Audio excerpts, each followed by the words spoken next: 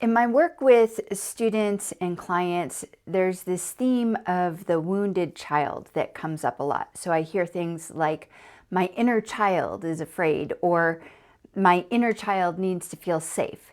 So this concept of the wounded child suggests that there's this vulnerable part of us that requires healing and protection. But what if I told you that this wounded child is more of a myth than reality? It's a narrative constructed from our memories that could be holding you back and keeping you from living a freer, more fulfilling life. So while it is crucial to acknowledge and address our unresolved emotions and experiences from a non-dual perspective, we need to recognize that this wounded child doesn't exist in the present moment. It's actually a story that we carry around with us that's potentially holding us back.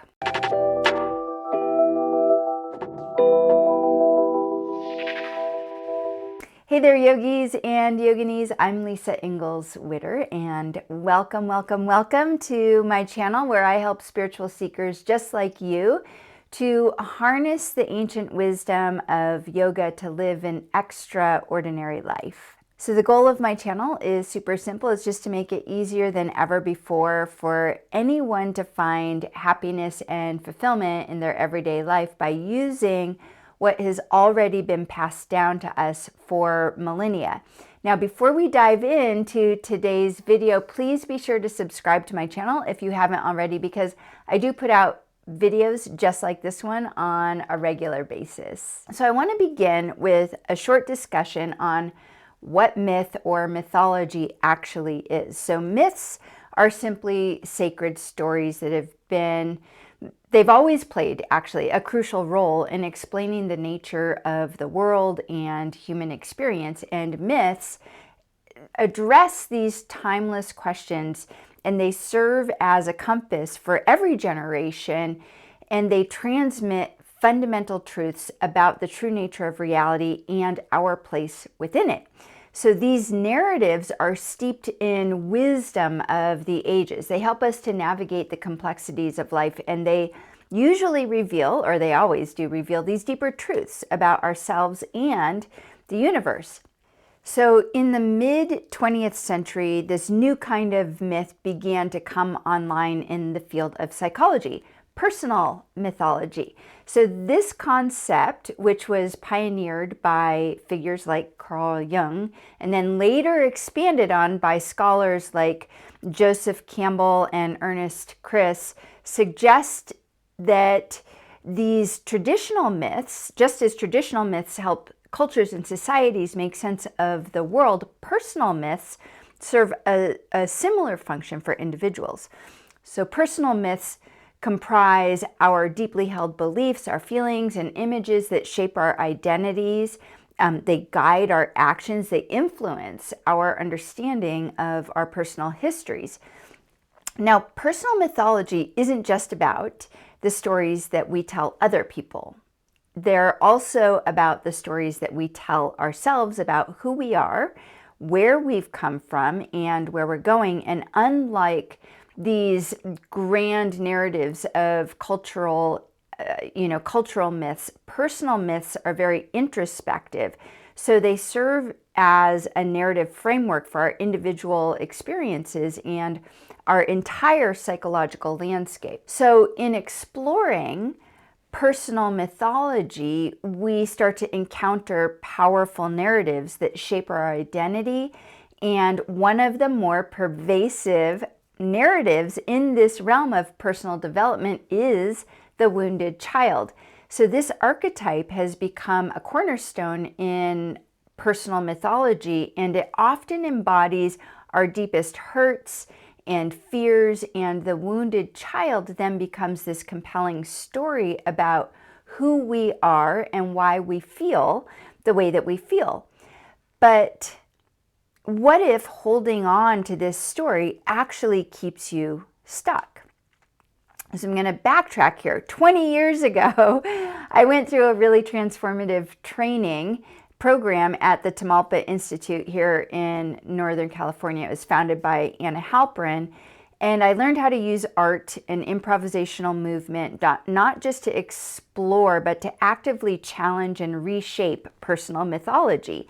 So this approach really revealed to me how myths, like the wounded child, can be both a narrative trap or a key or a gateway, right, to our freedom. So when I was doing this program, we used what's known as the life art process to engage very deeply with our personal stories and expressing them through physical movement, through art, through the spoken word. And this process really showed me how myths often hold us back by keeping us tied to a past that no longer exists. So in this program, what we did is we would dialogue with these myths through improvisational dance and drawing and writing and spoken word. And through that, I was able to experience firsthand the possibility of no longer being defined by the stories that I had about myself. So it wasn't about erasing my past, but rather about sensing and feeling and experiencing the pain and the hurt, as well as the joy and the delight that I hadn't allowed to be expressed before. So this was a very, very powerful process of digestion, which allowed me to integrate these experiences so that I was no longer identified with them. By engaging with my personal mythology in this way, I discovered that while our stories, they definitely are a part of us, they do not define us. So in the same way, the wounded child story or narrative might be a chapter in your story, but it certainly doesn't need to be the narrative that defines your entire life. So let's talk about when these narratives are helpful and when it's time to let them go. So the story of the wounded child serves a purpose in the initial stages of our personal growth. So what this story does is it helps us to understand how our childhood experiences have influenced our current reality.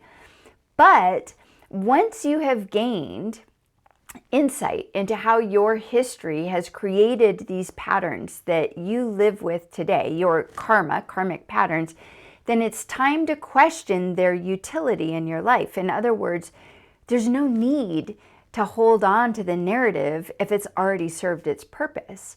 So holding on to a narrative after it's already served its purpose is sort of like continuing to use a hammer when the nail is already securely in place. So how do you recognize when it's time to release this story of the wounded child? So here are 3 very clear indicators. Number 1, you continue to experience persistent patterns. Maybe you've already engaged really deeply in inner child work, wounded child work, but you find yourself repeatedly facing the same issues or patterns over and over again. So this suggests that the narrative of the wounded child may no longer be serving a productive purpose in your healing journey. Number 2 would be that you identify with the wounded child. So you might catch yourself saying or thinking things like, my wounded child needs fill in the blank, or wants fill in the blank, or you feel triggered, right? This reaction indicates that you've constructed an identity around a wounded child rather than fully integrating and moving beyond these experiences. And then number 3 would be that you have this enduring experience of trauma. Despite all of your efforts, you continue to feel dominated by this younger self who endured the trauma.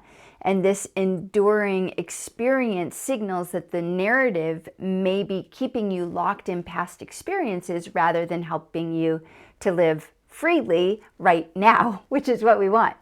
So when these signs appear, it's probably time to consider that the narrative of the wounded child that was once useful to you could now be limiting your spiritual growth and maybe even your well-being.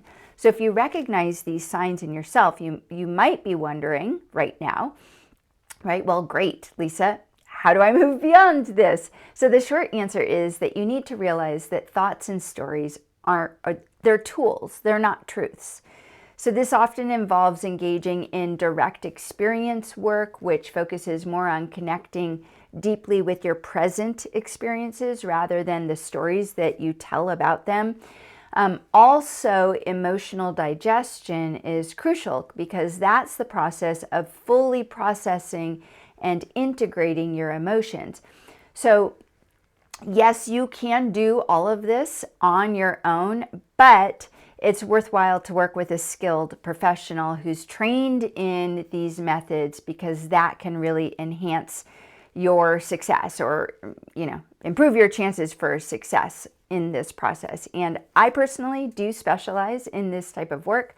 I offer personalized guidance to help you through this exact type of thing. So feel free to reach out to me. I'll put a link in the description below for more information. And finally, let me know in the comments below what your experience is or has been with doing wounded child, inner child work. Where are you right now in your process? Have you let go of that narrative, or is it time for you to let go of that narrative?